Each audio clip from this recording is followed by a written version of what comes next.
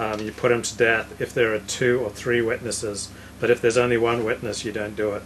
Right. So it's kind of like, again, another journalistic command. Right. Make sure you have 2 sources. Right. Right. Well, yes. Well, that's a very. I mean, journalistically, that's a very healthy approach. It does remind me also, though, beyond the journalistic implications, like we were talking about Saudi Arabia earlier. Well, to prove rape in traditional Islam, my understanding is that you have to have 4 witnesses to the penetration, 4 male witnesses to the penetration.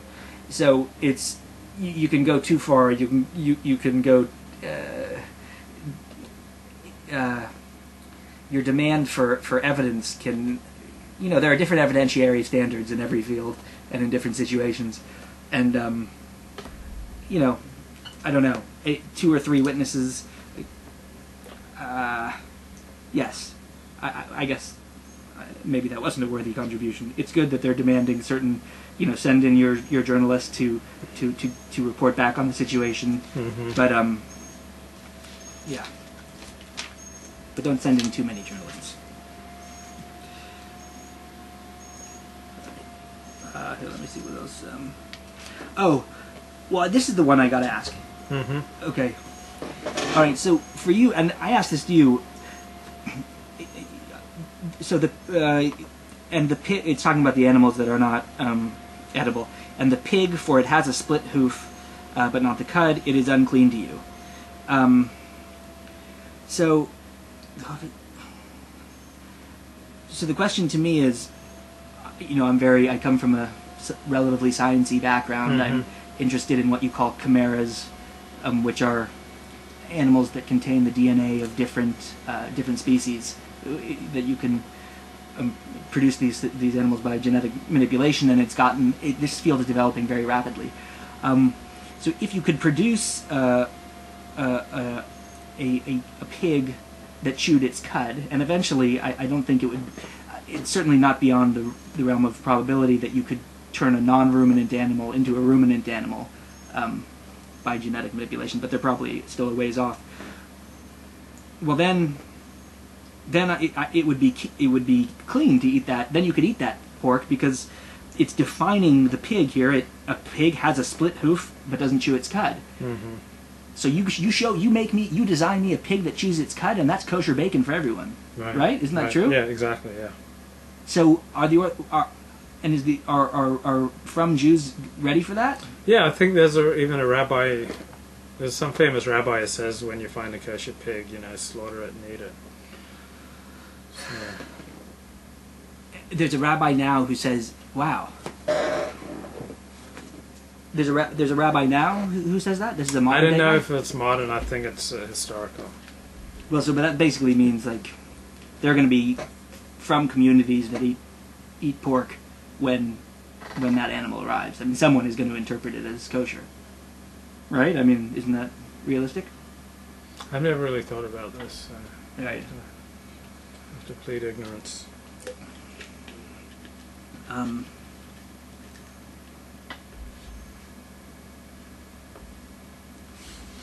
I mean, there certainly is much hate in the Torah as love that's enjoined.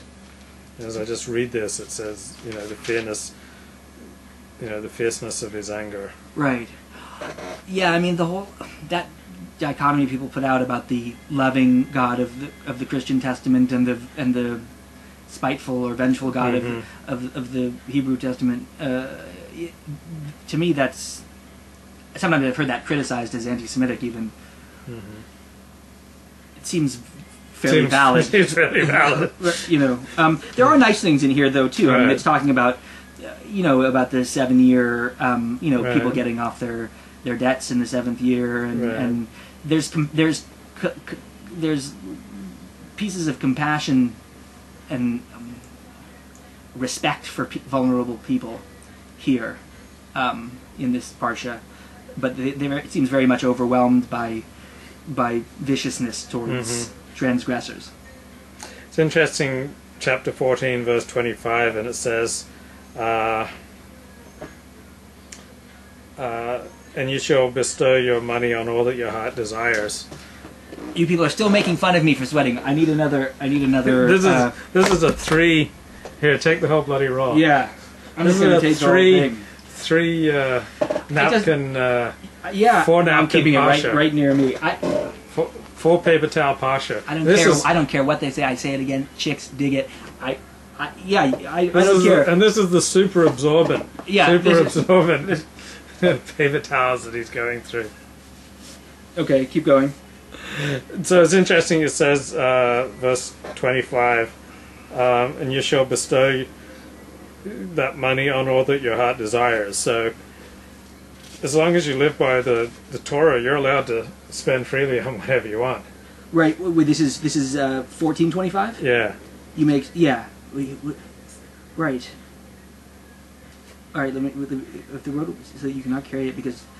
Sorry, I'm just reading it. Yeah. Then, if the road will be too long for you, so that you cannot carry it, because the place that Hashem your God will choose to place His name there is far from you, for Hashem your God will have blessed you, then you may exchange it for money, wrap up the money in your hand, and go to the place that Hashem your God will choose. You may spend the money for whatever your soul desires. Oxen, sheep, wine, strong drink, whatever thy soul requires. Anything your soul wishes. Twice it says, you shall eat it there before Hashem. That's kind of hot. And you and your household. Wow. That's badass. Yeah. And it says you can spend it as you want. Spend money on whatever your heart desires or whatever your soul wishes, and indulge in it right there before Hashem in His house. That's definitely not aesthetic. But aesthetic, that's like definitely not aesthetic. Yeah. Right. But it's not just not aesthetic. It reminds me of those, like, I've heard people say in the past that the temple, before it was fully Judaized, that there was, I mean, this is probably BS, but that there were sex cults and stuff around it, and maybe it's true, I have no idea. But that's kind of sexy, that whole thing. Like, it's like kind of like, find something decadent, whatever you want, and then take it to Hashem's place and then just go at it. Does the Outscroll commentary have anything about indulging your heart's desire there? They touch that?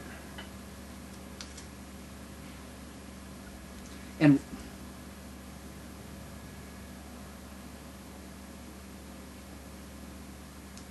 no, it's all technical stuff about about observing. I mean, they're saying that if you use the Maser money to buy offerings, they must be peace offerings of rejoicing.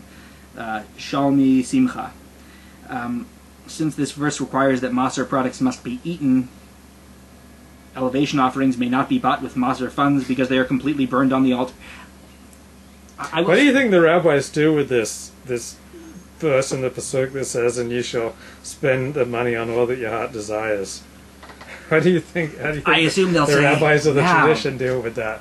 That doesn't mean... It doesn't mean what it seems to mean. Yeah, it doesn't really mean fine wine that you can... Right. And it either means tikkun olam, or it means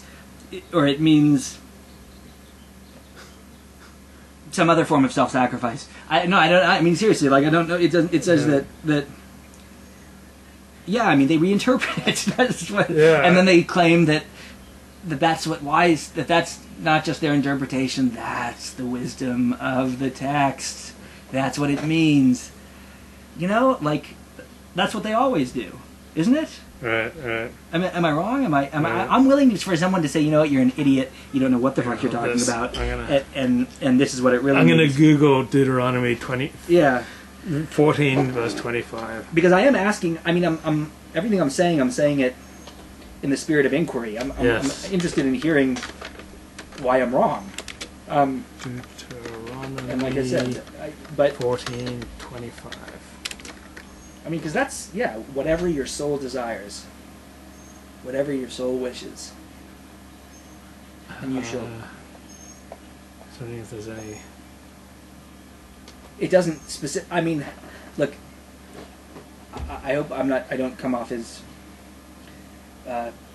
preoccupied with gender or anything, but when it's talking about, it's a very male-centric document, and when it's saying you may spend the money for whatever your soul desires, we know that Tamar was a prostitute in ancient Israel, and so you have to think at that time also, like,